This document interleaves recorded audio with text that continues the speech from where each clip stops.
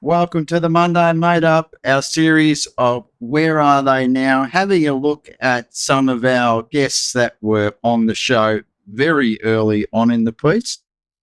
And this bloke beside me happened to be back in October of 2019 in season 1. And back then, he went by the handle of "What's the worst that could happen?"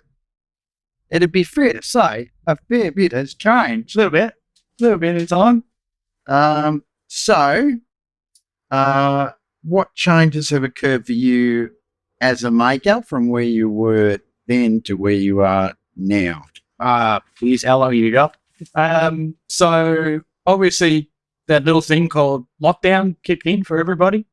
And during that time, my tiny little fledgling business kind of was put on halt due to no sales coming in because no one was around.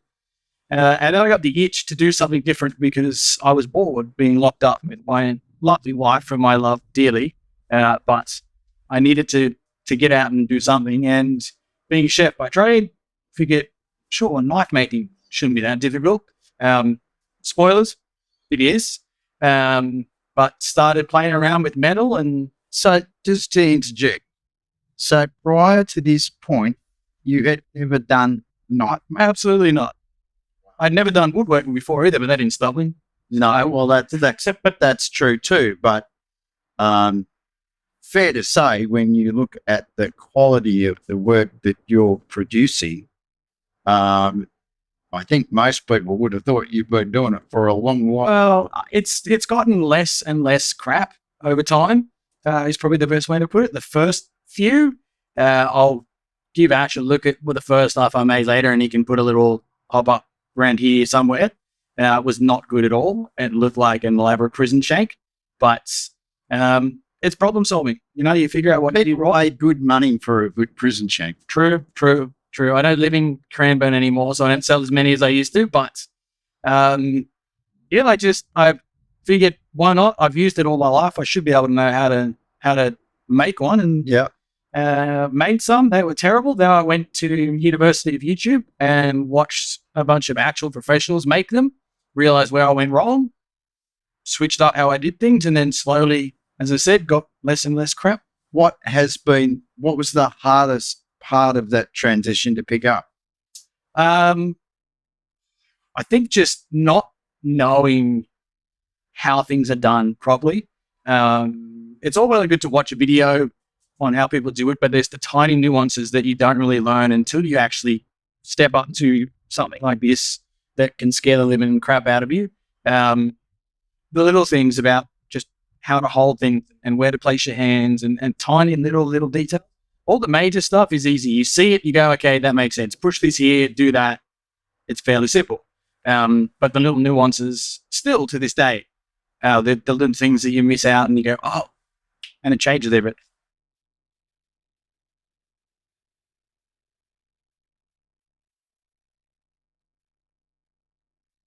And establishing a new customer base for a different product, did you have an avenue there, but having been a chef? That was probably the best part. Having a Rolodex of people I can call and go, hey, dude, here's this. Tell me what you think. What works, what doesn't work. And then turn over enough mediocre knives to give away to then be able to sell them. And also with lockdown, I think the joy was everyone was spending time at home, which meant they were cooking more. Never trying to get flour and eggs during lockdown. So people were at home cooking more, which meant they wanted better knives and stuff like that. So I kind of started to build up a smaller, I guess, retail base, if you will. Yeah. And then just word of mouth really is how it sort of spread.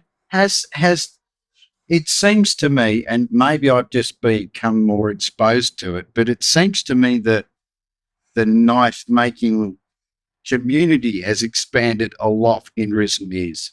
Absolutely. Again, lockdown is I'm going to keep harping on that. It sounds bad, but I met a lot of makers who started making knives during lockdown. Right. And a lot of it's a mental thing too. I know for me, working on and making knives, it's a haven away from all the crap that goes on because you have to concentrate. you are only focused on the one thing at hand, which is making that knife. Yeah. Because if you're not paying attention, you're going to kiss a finger goodbye. Something can happen. It'll happen quick. So being able to sort of switch your brain off from everything else and then focus on that. A lot of guys who I've met, there's a few guys who are army vets, obviously with PTSD and things like this, they find it very sort of relaxing for them. So definitely in the last 3 to 4 years, the knife making community in Australia on a whole has jumped in leaps and bounds. Yeah. I would first started making knives, thought, there couldn't be that many people doing it. There is a lot. I entered a knife making competition. I think 3 weeks after I started playing around with knives, I was just getting pre-made blanks at that stage. So it's basically just a knife ready to go without a handle on it. And was just making handles because I was used to the woodwork side of things.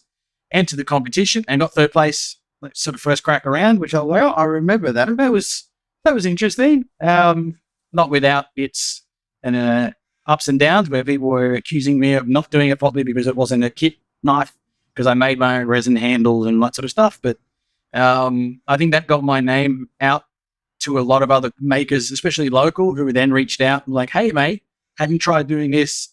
Have you tried doing that? I mean, the maker community on a whole is very much like that with that sort of open door policy. But knife makers, especially who are a very special breed of person, always happy to sort of come around and show you how to do things, or, I need 3/8 pin stock. And within 2 days, someone's delivered something to your door. Yeah. You won't know where it's from, but it's there. And what about life in general? So we're talking 3 years. Yeah. Since you were last on the show. Any major changes in life in general? I've married. My hair's gotten shorter and grayer. My stomach's gotten bigger. Much else, really. I'm a fairly simple guy. The woodwork side of things has gone left of center. It doesn't happen as much. I still like doing it, but I think finding knife making, it was the thing that I've always wanted to do that I never really knew I wanted to do. Bit like me with pens, mate. It was exactly the same. It's one of those things that when you do it and you think, hang on, this feels like it's what I'm supposed to do. Yeah.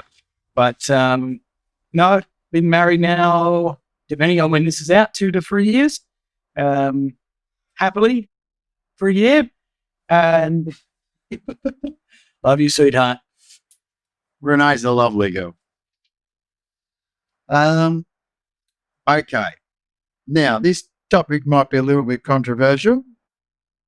What changes, if any, good or bad, have you noticed in the maker community now versus then? That's a double-edged question there. Like, I've seen both sides of that sword, if you will. Originally there was a lot of people helping out, and they still do to this sort of date. But in the recent months, I've been on the back end of that, where a lot of people are, that handout mentality of want everything with nothing in return. I've been abused for things that have nothing to do with me. You try to help people and people want to shut you down. That tall poppy syndrome, unfortunately, is there. And we're not talking, a massive amount, but there is always that small amount that's there. That side of things, I've just distanced myself from it. I was heavily involved in a lot of aspects of the maker community with things. But with everything, You have very heavily involved. Let's be honest. So, hey guys, welcome to episode. I can't keep up anymore. We have too much fun. We do have a special guest, Promise, the man, the myth, the music, Mr. Mark Dana. Yeah, and look, I mean, I still am to a point, but it's all back of house, if you will. Yeah. I don't put my head out as much as I used to because I don't do things for the glorification of it. I do it because somebody needs help. And look, I think that's generally the reason that most people who have their head out are doing it. They're not doing it for personal glory. Unfortunately, those people who get their sort of knickers in a twist about it, And, we've all got enough going on in our lives. We don't need that crap from anybody else. Yeah. I totally agree. And I've seen some of it as well. It's just unfortunate because it does leave a bad taste in your mouth that you've gone to all this effort to try and help others, and end of the day, you get a kick in the teeth for it. Well, 8 p.m. tonight, guys. Don't forget, Aussie Maker Collective Beginner Knife Competition Awards, live streaming. Watch me make an absolute fool of myself and not know what I was doing. Should be a bit of fun. Hope everyone can get behind it. See you soon. People will just stop doing it. It's that. Yeah. That's it. Having said that, look, I take the pen making community as an example, which I've just recently been exposed to, and there's that many putting their hand up to help. It's ridiculous. Yes. Just like any issue you've got, there's somebody there. Absolutely. There's 5 or 6 guys, especially for knife makers, that I know when I've got an issue, I'll put a question up and someone will call me, someone will video me, somebody will send me a photo, whatever it is, try this, do this. And that's, I'm the same. I don't know everything and I don't pretend to know everything, but you're more than welcome to come over and see the limited amount that I do know. Because that's the way it should be. All right. Now, so I'm asking these questions to everybody that is in this series. Has your approach to social media changed? And if it has changed, why? Probably not on a whole. I don't force myself out on social media. I probably should do more than I do, but obviously social media is what I use to advertise, if you will. I put all the knives that I make on that, and I get most of my business from that. So I have to make sure I'm maintaining at least one post. I probably should do more, but I try to post at least once or twice a week minimum, hopefully more if I've got stuff to do. Other than that, I don't get into the stories and the reels and stuff that I probably should. I know Ash tells me at least once a week that I need to. But I use it as a tool, as any other tool in my workshop. I'll use it for what I need to get out of it. But I probably don't use it as much as I should. But it hasn't failed me as of yet. So I'm sort of in that if it ain't broke, don't fix it category. Yeah, well, the interesting point is, and I've been exactly the same, what you're basically saying is a big percentage of your business is generated through social media. Yeah. Whereas mine's exactly the same. Yep. 95% of my sales have come through Instagram, which, yeah, it's good for something. Don't get me started. All right. Look, this is a little bit left of field because you've had such a big change, in what you're doing, in that you've basically changed direction altogether. I love it. Yeah, that you have the last time. Absolutely. We were here. What's your number one tool in knife making? There's probably 3 or 4 that are the number one. I know that's a bit of a cop-out, but obviously you need to have a decent forge. I'm very lucky to have an Alpha Wolf forge that was custom made for me. My anvil, which I recently just upgraded to an actual anvil, not a piece of railway track because I'm no longer ghetto. From BSL anvils, it's phenomenal. Good hammers are a given. If it's not hitting it where it needs to be, you're not using the right tool. Shout out to Plain Old Iron. I know I'm advertising everybody at the moment. I apologize. And the big one, obviously, is the grinder. You're doing 80% of your work on this sort of thing. 2x72 bell grinder. This thing will hog off material very, very quickly. I do most of my work on this. And then a close second is obviously having a decent drill press and a mill. A mill is not necessary, but it saves me hours of work. So if I'm able to do things in 1/10 of the time, I'm going to do it. So there you go, folks. 8 tools to do is number one. Number one tool, 8 of them. I have a query. Yes. As a know nothing about knife making. So you use this primarily to remove your material. Yes. What size do you start at? Depending on the sort of knife. Well, let's say a kitchen. So if we, excuse the butt crack, something like this, that's about 3.5 mil stock. Right. And that has been heat treated and hardened. So that's ready to go. So something like that, as I said, we're looking at about 3.5 mil. And then you will grind that down and you'll probably finish with, depending on how far you go, the spine thickness should be anywhere between 2.5 to 3 mil. And then you'll obviously taper it down to a fine edge. You tend to want to get your final edge down to almost what's called a 0 millimeter. So it's fine. And then once you put a final edge on it, you're going to get something that will literally shave a certain part of the body. Do you make these or do they come as a blank? So depending on how you want to roll, again, you could literally buy flat pieces of steel, which you then draw your design on, angle grinder to cut out the rough shape. And then you can sort of go to town with this, or you can buy thicker pieces of metal into the forge and then hammer it to shape. So you've got two different types of knife making. You've got what's called forging, which is obviously heating something up and beating the crap out of it. Yep. And then you have what's called stock removal, which is in essence getting something that looks like this and then quite literally removing stock. Both are fine. I do a mix of both. It all depends on the type of knife, how much the client wants to spend.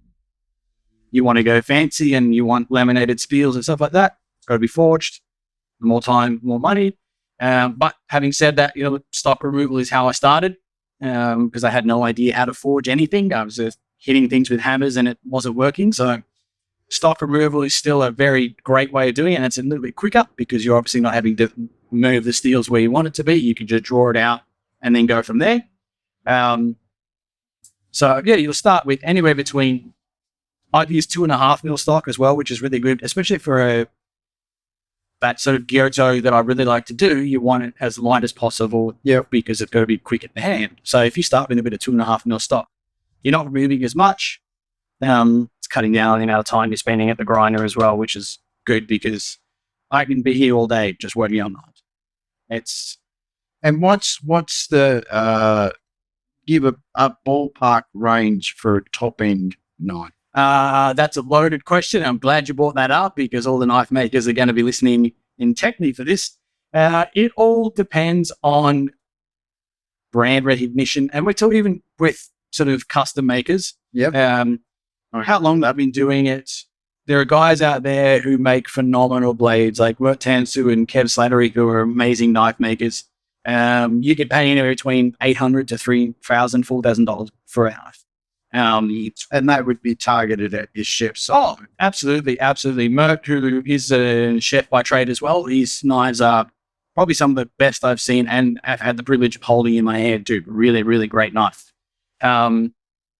Most of them, I'll charge anywhere between $300 to $800, depending on the style, size of the knife, metal. Handle material too is another cost that doesn't sort of get factored in, as you've seen, man. And I'm telling you, folks, I'll show you some of this. Some of this handle material is off the charts. Yeah.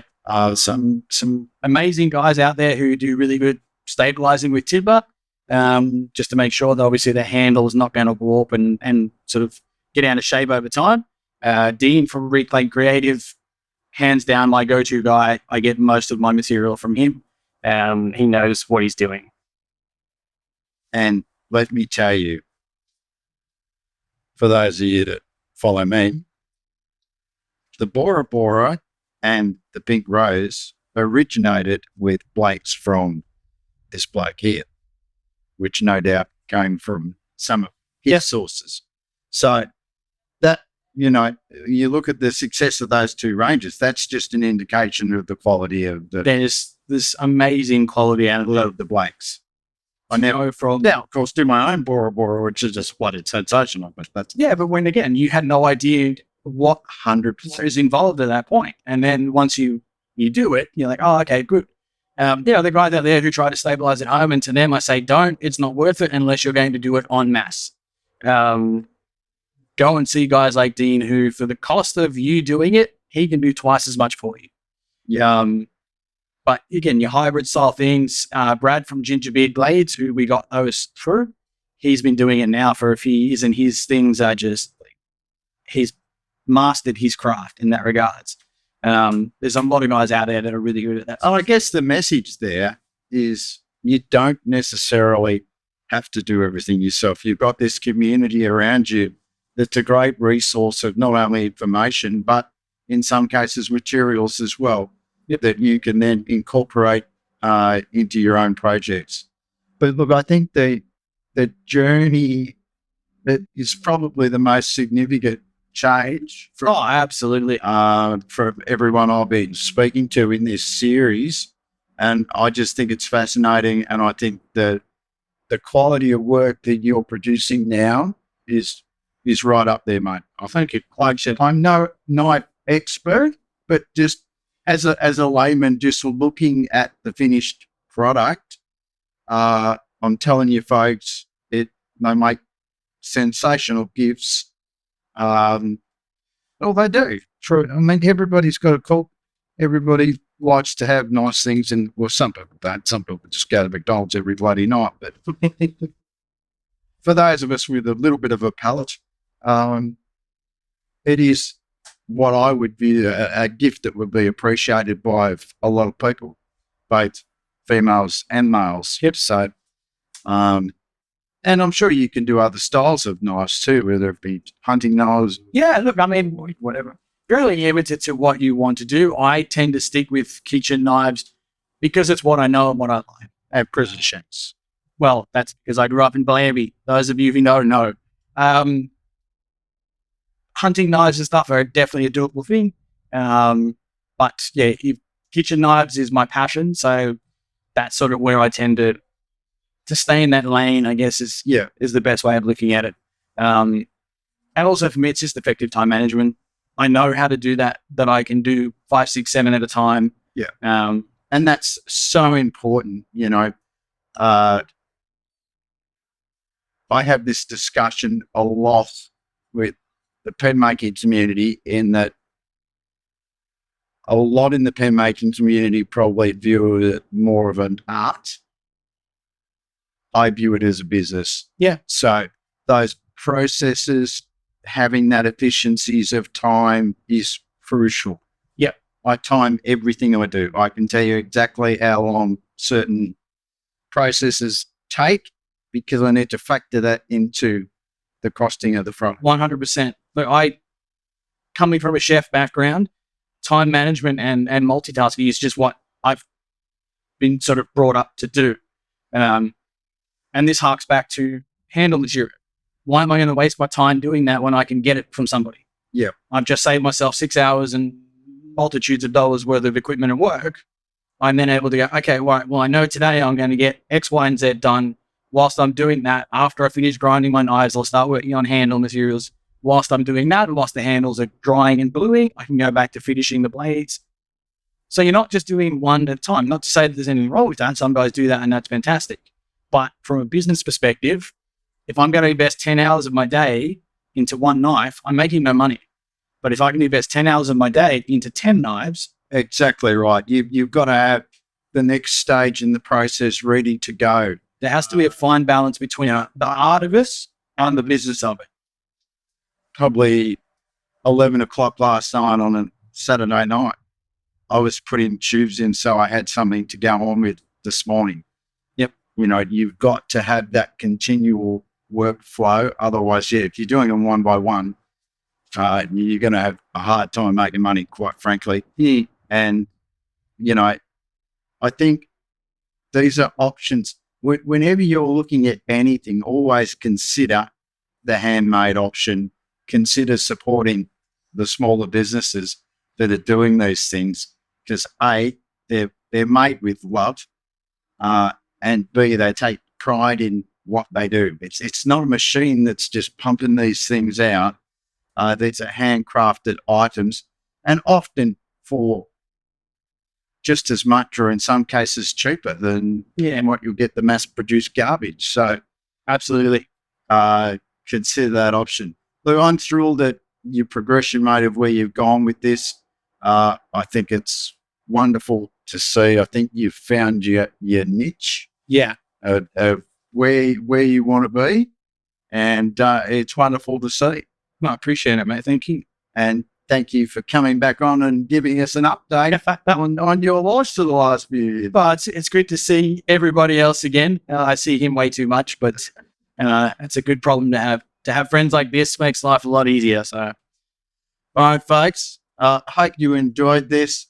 As I said, there'll be probably about 5 or 6 of the very early guests on the show that we'll be doing this with. none as pretty as me. There'll be 5 or 6. And I'll bring those to you in the coming weeks. Cheers.